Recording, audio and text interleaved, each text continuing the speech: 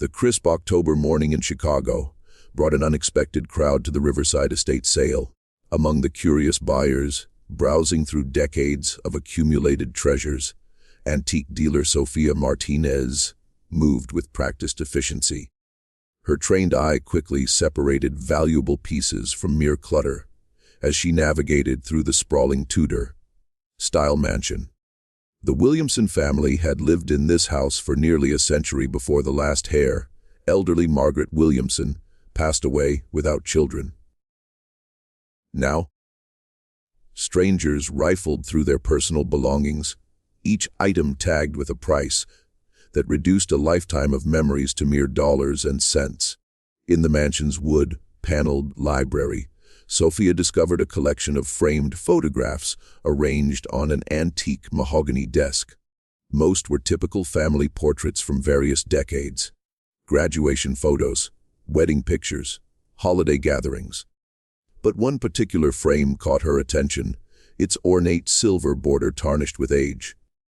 The photograph, clearly from the 1920s, based on the clothing and photographic style, showed a young couple posed in what appeared to be their living room. The man wore a three-piece suit with a pocket watch chain, his hair slicked back in the fashion of the era. The woman, dressed in a drop, waist dress typical of the flapper period, sat gracefully beside him, a gentle smile playing on her lips. Between them, cradled in the woman's arms, was an infant who couldn't have been more than 6 months old. The baby wore a long christening gown of delicate white lace, the kind wealthy families commissioned for special occasions. At first glance, the portrait embodied the prosperity and happiness of the roaring 20s. A successful couple with their precious child, posed in their comfortable home. The lighting was professional, suggesting this was a formal portrait session rather than a casual family snapshot. But as Sophia examined the photograph more closely, something about the baby's expression made her pause. While the parents smiled warmly at the camera, radiating contentment and pride, the infant's eyes held something entirely different.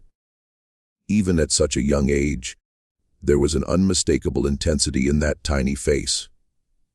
Not the blank, innocent gaze typical of babies, but something that seemed almost aware, almost fearful. Sophia purchased the photograph for $25, unable to shake the feeling that those small eyes were trying to tell her something important. Back in her antique shop in Lincoln Park, Sophia carefully removed the photograph from its frame to examine it more thoroughly. Her years of experience had taught her that the most valuable information about old photographs often lay hidden on the back. Photographers' stamps, dates, names, or notes that provided crucial context. The back of the photograph revealed exactly what she had hoped to find: an embossed stamp reading, Henryk Kowalski Photography Studio, Chicago, Illinois, along with a date written in elegant script, October 15, 1920. Below that, in different handwriting, were 3 names: Robert, Catherine, and baby Thomas Williamson. Sophia's pulse quickened. She recognized the Kowalski name. Henryk Kowalski had been one of Chicago's most prestigious portrait photographers during the 1920s, known for capturing the wealthy elite of the city. His work was highly sought after by collectors, but more importantly, Kowalski had been famous for his meticulous record-keeping. If his studio archives still existed, they might contain valuable information about this particular session. She spent the next 2 hours searching online databases and historical records. What she discovered made the photograph even more intriguing. Robert Williamson had been a successful banker in 1920, part of Chicago's financial elite. Catherine Williamson, née Hartford, came from old money. Her family had made their fortune in railroad investments during the late 1800s. But it was information about baby Thomas that stopped Sophia cold. According to a Chicago Tribune obituary she found in the newspaper archives, Thomas Williamson had died in November 1920, just 1 month after this photograph was taken. The cause of death was listed as sudden infant death syndrome, though the medical understanding of CDs in 1920 was primitive at best. Sophia stared at the photograph again, focusing on the baby's eyes. Now that she knew Thomas would be dead within weeks of this portrait being taken, his expression seemed even more haunting. Was it possible that somehow, in that mysterious way that sometimes occurred with old photographs, the camera had captured something that the human eye couldn't see? She reached for her phone to call Dr. Elizabeth Chen, a photography historian at Northwestern University, who specialized in early 20th century portraiture. If anyone could help her understand the technical aspects of what she was seeing, it would be Dr. Chen. "I have a 1920 Kowalski portrait that's unusual," Sophia explained. "The baby's expression doesn't match the parent's mood at all. It's almost as if the child is seeing something the adults can't. Bring it in tomorrow morning." Dr. Chen replied, her voice immediately interested. Kowalski was known for capturing things other photographers missed. His portraits often revealed more than his subjects intended to show. Dr. Elizabeth Chen's office at Northwestern University resembled a museum of photographic history. Vintage cameras from different eras lined the shelves, and the walls displayed examples of significant portrait photography spanning nearly 2 centuries. When Sophia arrived the following morning, Dr. Chen was already preparing her examination equipment. "Henryk Kowalski," Dr. Chen mused as she carefully placed the photograph under her specialized lighting. He was an interesting figure in Chicago's photography scene. Immigrated from Poland in 1910, built a reputation for portraits that seemed to capture people's inner essence rather than just their appearance. Through her magnifying equipment, Dr. Chen studied every detail of the image. The technical quality is exceptional, even by Kowalski's standards. Look at the depth of field, the way he's captured the texture of the mother's dress, the intricate details of the baby's christening gown. Sophia watched as Dr. Chen focused intently on the baby's face. What's unusual about the infant's expression? Several things. First, babies this young, probably 4 to 6 months old, typically have very limited facial expressions. They might smile reflexively, cry, or sleep, but this child appears to be focusing on something specific outside the camera's range. Dr. Chen adjusted her equipment to get a clearer view. Look at the direction of his gaze. He's not looking at his parents, not at the photographer, but towards something to the left of the camera setup. Could it be a sound that caught his attention? Possibly, but notice his facial expression. This isn't curiosity or startled response. If I had to describe it, I'd say it looks like wariness, even fear.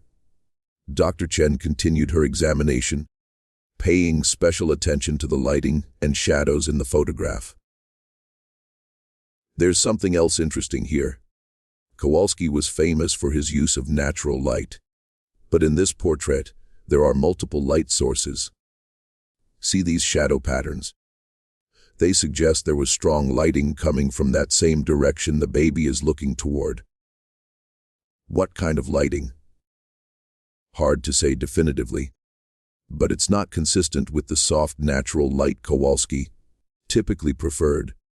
It's almost as if something bright, perhaps reflected light or an additional lamp, was positioned in that area during the shoot. Dr. Chen leaned back in her chair, removing her glasses in a gesture Sophia was beginning to recognize as significant. Sophia, in my experience, when babies this young show such a specific focused expression, they're usually reacting to something immediate in their environment. The question is, what was in that room that we can't see in the photograph? The baby died a month later. Sophia revealed quietly. Sudden infant death syndrome, according to the records. Dr. Chen's expression grew more serious. That changes things. In 1920, CDS wasn't well understood, and many infant deaths that might have had other causes were attributed to it. Combined with this child's expression, she paused, studying the photograph again. I think we need to research this family more thoroughly. Sophia spent the following days immersed in research at the Chicago History Museum. The Williamson family records painted a picture of typical wealthy Chicagoans of the 1920s. Charity events, business dealings, society page mentions. But as she dug deeper into newspaper archives and public records, a more complex story began to emerge. Robert Williamson, she discovered, had not been merely a banker. He had been involved in several controversial financial deals during 1919 and 1920, including investments that were later investigated for fraud. While never formally charged, his name had appeared in connection with schemes that had cost several families their life savings. More troubling were the personal details she uncovered. Catherine Williamson had been hospitalized twice during 1920 for what the medical records euphemistically called nervous exhaustion, a common diagnosis for women suffering from what would now be recognized as severe depression or anxiety. But it was a small item in the Chicago Tribune Society section from November 1920 that made Sophia's blood run cold. Following the tragic loss of their infant son Thomas, Mr. and Mrs. Robert Williamson have announced their intention to travel abroad indefinitely. Mrs. Williamson's physician has recommended a change of climate for her health. Sophia found more clues in the Cook County property records. The Williamsons had sold their house on North Lakeshore Drive in December 1920, just 2 months after the portrait was taken and 1 month after baby Thomas's death. The sale was handled quickly and quietly, with the house selling for significantly less than its assessed value. At the Chicago Public Library's genealogy section, Sophia discovered something even more disturbing. Thomas Williamson had not been the couple's first child to die young. Catherine had given birth to a daughter, Mary, in 1918. According to the death certificate, Mary had died at 8 months old, also attributed to sudden infant death syndrome. 2 babies, both dead before their first birthdays, both deaths attributed to the same mysterious cause that doctors in 1920 barely understood. Sophia stared at the photograph again, focusing on baby Thomas's worried expression. Had this child somehow sensed that he was in danger? Her research led her to one more crucial discovery. The Williamsons' house on North Lakeshore Drive was still standing. It had been converted into luxury condominiums in the 1980s, but the building's original structure remained largely intact. The current owner of what had been the Williamsons' unit was Dr. Amanda Foster, a pediatrician who had purchased the condo specifically because of its historical significance. Sophia called Dr. Foster, explaining her research into the photograph and the Williamson family's tragic history. I'd love to see where this portrait was taken, Sophia said. Sometimes seeing the actual space can provide clues about what was happening when a photograph was made. Of course, Dr. Foster replied, though I should warn you, there are some unusual things about this apartment that might interest you given what you're investigating. Dr. Amanda Foster's condominium occupied the entire 3rd floor of the elegant limestone building on North Lakeshore Drive. As she led Sophia through the renovated space, it was easy to imagine how it had looked in 1920. Spacious rooms with high ceilings, large windows overlooking Lake Michigan, the kind of home that proclaimed its owner's success and social standing. The living room where your photograph was likely taken is through here, Dr. Foster said, guiding Sophia into a beautifully appointed room with original hardwood floors and restored crown molding. I've tried to maintain the historical character while updating it for modern living. Sophia pulled out the photograph, comparing it to the current space. Despite the modern furniture and updated lighting, she could recognize the room's basic structure. The placement of windows, the architectural details, even the general positioning where the Williamsons would have posed for their portrait. When I bought this place 15 years ago, I researched its history, Dr. Foster continued. The Williamson story was part of what drew me to it. Actually, as a pediatrician, I was intrigued by the mystery of their children's deaths. Mystery. Dr. Foster gestured for Sophia to sit down, her expression growing serious. I've seen thousands of cases of infant mortality in my career, and while SIDS does occur, 2 cases in the same family within 2 years is extremely unusual. Modern medicine would have investigated much more thoroughly. She walked to a bookshelf and retrieved a folder. After I moved in, I found some things the previous owners had left behind. Documents, photographs, even some personal items that had been stored in the basement for decades. Sophia's heart raced as Dr. Foster opened the folder. Inside were several items that clearly dated to the Williamson-era household bills, personal correspondence, and most remarkably, a letter from Catherine Williamson to her sister, dated November 20th, 1920, just 5 days after baby Thomas's death. "May I?" Sophia asked, reaching for the letter. The handwriting was shaky, clearly written by someone under extreme emotional distress. "Sure, dearest Margaret, sure I cannot bear to stay in this house another day. Thomas is gone, just like Mary, and I know in my heart that Robert—" I cannot write the words, but you know what I suspect. The doctor says it was the same condition that took Mary. But I have seen how Robert looks at the children when he thinks no one is watching. There is something cold in his eyes, something that frightens me. I found the bottle of laudanum hidden in his study, far more than any person would need for occasional pain. And the night Thomas died, Robert had been alone with him for over an hour before calling for help. When I touched my baby's skin, it was so cold, Margaret, so very cold. Sophia's hands trembled as she finished reading. She looked up at Dr. Foster, who nodded grimly. "There's more," Dr. Foster said quietly. "I think you should see the room that was the nursery." Dr. Foster led Sophia down a hallway to what had been converted into her home office. This was the nursery in 1920. When I renovated, I discovered something behind the original wallpaper that the previous owners had never removed. She pointed to a section of wall where the historical wallpaper had been carefully preserved under glass. "Look closely at the pattern." Sophia examined the delicate floral wallpaper, typical of the period. But as she studied it more carefully, she noticed something unusual. In several places, the pattern was interrupted by small dark stains that looked almost like fingerprints. Teeny fingerprints pressed into the wallpaper, at about the height where a crib would have been placed. Dr. Foster confirmed, "And they're not alone." She led Sophia to another section of the preserved wallpaper, where the stains were different, larger, more irregular. These tested positive for laudanum when I had them analyzed out of curiosity. Sophia stared at the evidence, her mind reeling. "You think Robert Williamson was drugging his children?"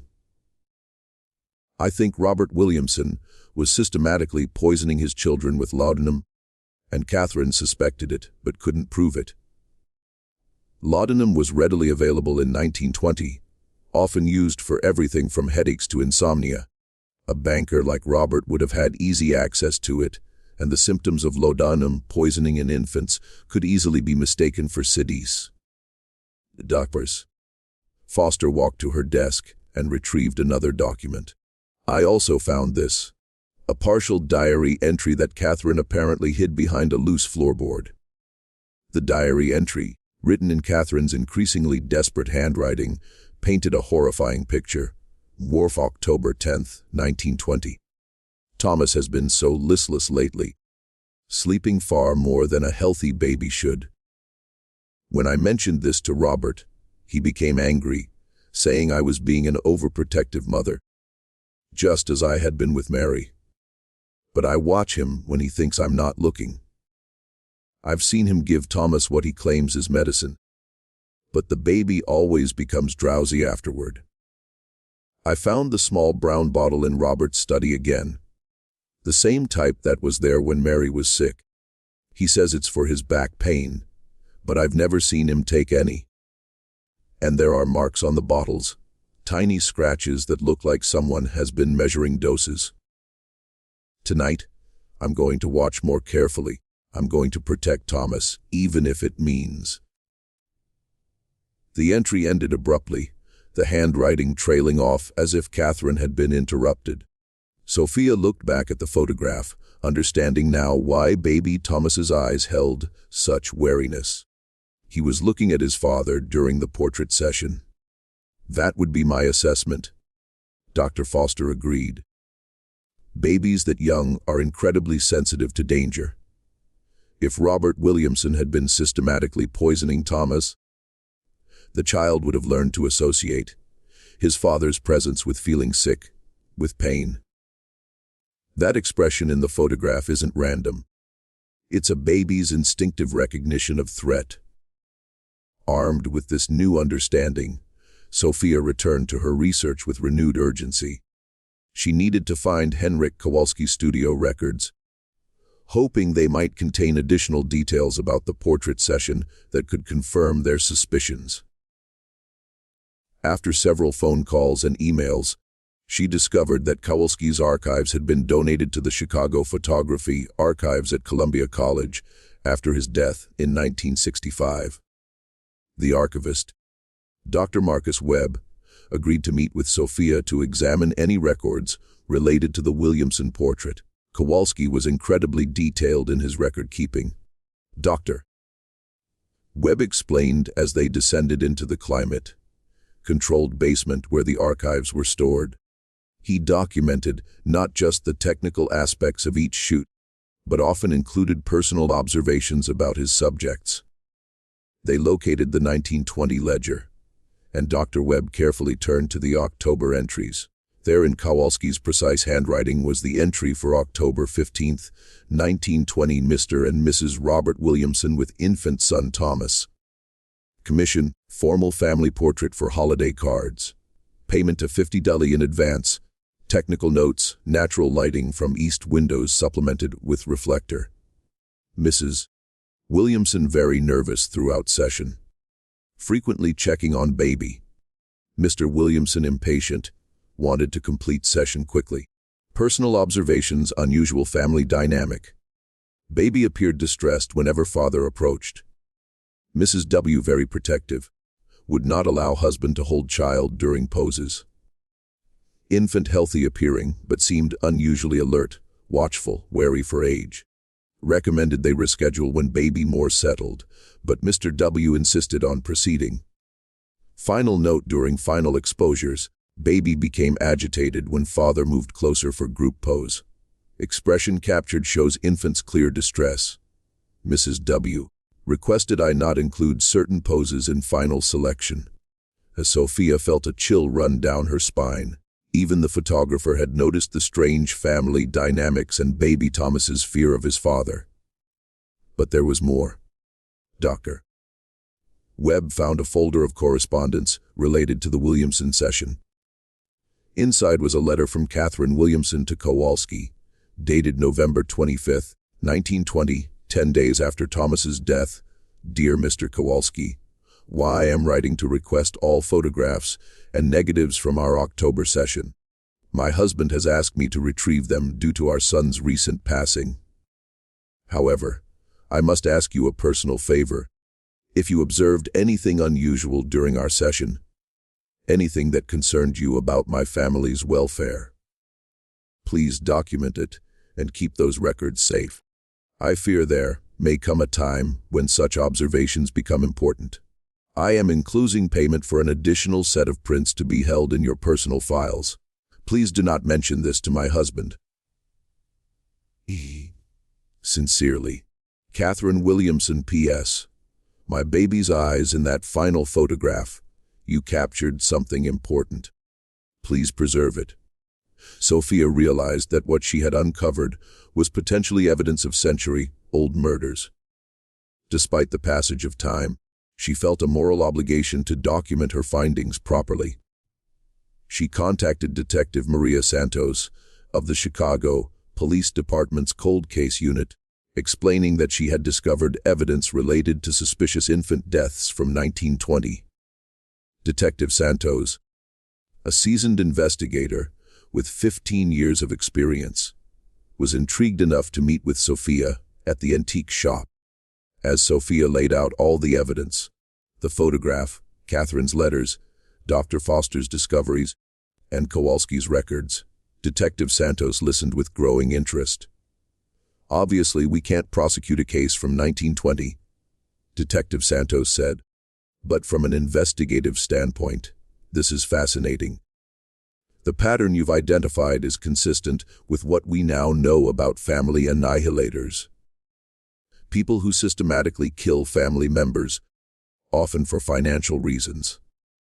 She studied the photograph carefully. Infanticide cases from that era were rarely investigated thoroughly, especially when the perpetrator was a wealthy, respected member of the community, and laudanum poisoning would have been almost impossible to detect with 1920s medical knowledge.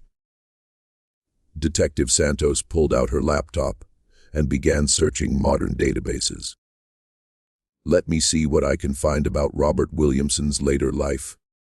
After several minutes of searching, she found records that made the case even more compelling. Robert Williamson remarried in 1925 to a wealthy widow named Helen Morrison. She had 2 young children from her previous marriage, a son and a daughter. Sophia's heart sank, sensing what was coming next. Both children died within 2 years of the marriage. The son in 1926, age 6, attributed to pneumonia. The daughter in 1927, age 4, from what was called wasting sickness.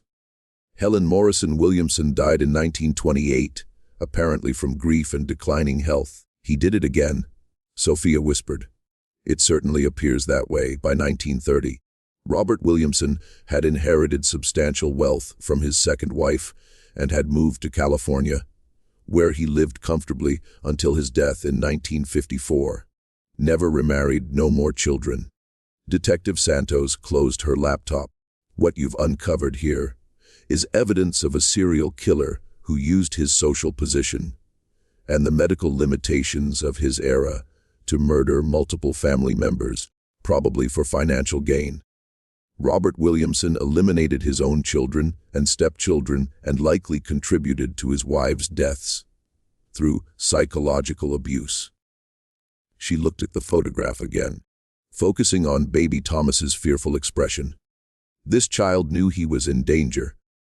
Somehow that camera captured his recognition of a threat that the adults around him either couldn't see or chose to ignore. As word of Sophia's discovery spread through academic and historical circles, she received an unexpected phone call from Dr. Patricia Williamson, a retired psychiatrist living in Portland, Oregon. Dr. Williamson explained that she was the great-niece of Catherine Williamson and had been researching her family's history for years. I've been trying to understand what happened to Catherine after she left Chicago in 1920. Dr. Williamson said, your research may have finally provided the answers I've been looking for. They arranged to meet when Dr. Williamson flew to Chicago the following week. She brought with her a collection of family documents that had been passed down through Catherine's sister's family. Items that Catherine had sent to her sister Margaret over the years. The most significant discovery was Catherine's complete diary, which she had apparently mailed to Margaret in pieces between 1920 and 1925. The complete diary told a harrowing story of a woman who had slowly realized that her husband was a murderer, but had been trapped by the social and legal constraints of her era. The entry for October 15, 1920, The day of the portrait session was particularly revealing. Today we had our photograph taken. I insisted that Thomas be included, though Robert was reluctant. He said the baby would spoil the formal nature of the portrait, but I wanted a record of our family while Thomas is still with us. I have such fears about his health lately. During the session, I watched Robert's face when he looked at Thomas. The same expression I remember from when Mary was sick. A kind of cold calculation, as if he were studying a problem to be solved rather than looking at his own child. The photographer, Mr. Kowalski, was very kind and patient. He seemed to notice that Thomas became upset whenever Robert came near. When I asked him to take several poses with just Thomas and myself, Robert became angry, but Mr. Kowalski supported my request. Ezra, I pray that Thomas will grow stronger. But I fear that Robert sees our children as obstacles to something he wants more. I found papers in his study related to life insurance policies. And there are financial documents I don't understand. Sometimes I catch him looking at me with the same cold expression he gives the children. The diary continued through the weeks following Thomas's death, documenting Catherine's growing certainty that Robert had murdered their son on November 20th, 1920. I confronted Robert tonight about the laudanum. He became furious, saying I was having another one of my nervous episodes. But I showed him the bottle I found, the one with the residue that smells so sweet and sickly. He claimed it was old medicine left over from when the doctor treated my headaches. But I know he's lying. I cannot stay in this house. I cannot pretend to grieve with the man who killed my babies. Tomorrow, I will take what money I can access and go to Margaret. Robert can have his wealth and his reputation. I only want to be free of him before he decides that I too have become an obstacle.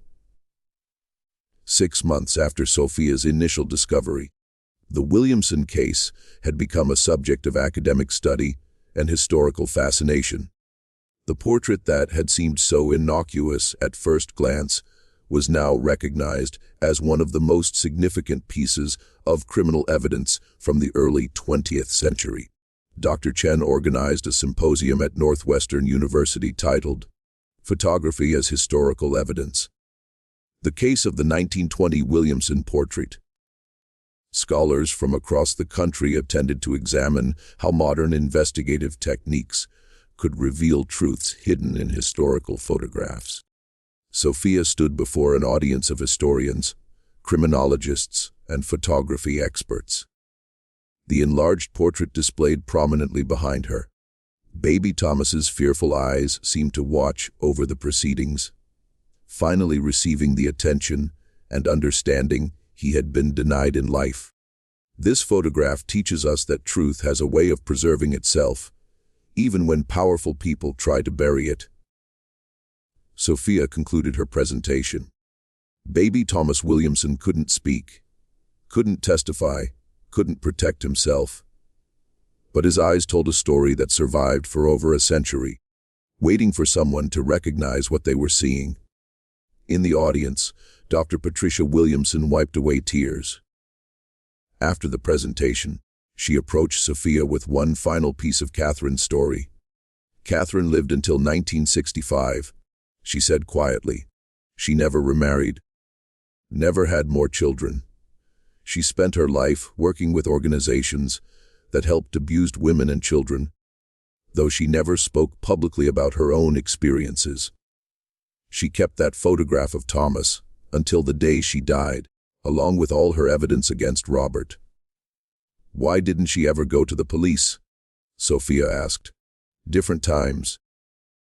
A woman's word against a respected banker, especially when accusing him of murdering his own children. She knew no one would believe her, but she documented everything, hoping that someday someone would understand. Dacre. Patricia Williamson handed Sophia a final envelope. Catherine's last letter, written just before she died. She asked that it be opened only if someone ever discovered the truth about her children. With trembling hands, Sophia opened the envelope and read Catherine's final words. To whoever finds this truth, my babies were murdered by their father, Robert Williamson, and I was powerless to save them.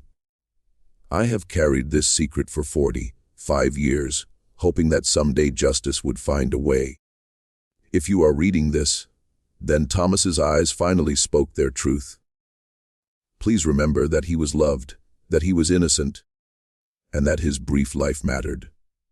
Please remember that evil sometimes wears a respectable face, but truth has a way of surviving even the most powerful lies. Thank you for seeing what I saw in that photograph. Thank you for listening to my baby's silent testimony. May this knowledge help protect other children from suffering as mine did. As the symposium ended and people began to leave, Sophia remained seated, looking up at the enlarged portrait. Baby Thomas's eyes, no longer mysterious, had finally told their story. The photograph, that had once shown a happy family, now stood as a testament to the power of truth and the importance of believing those who cannot speak for themselves. The portrait found its permanent home in the Chicago History Museum, displayed with the full story of the Williamson family tragedy.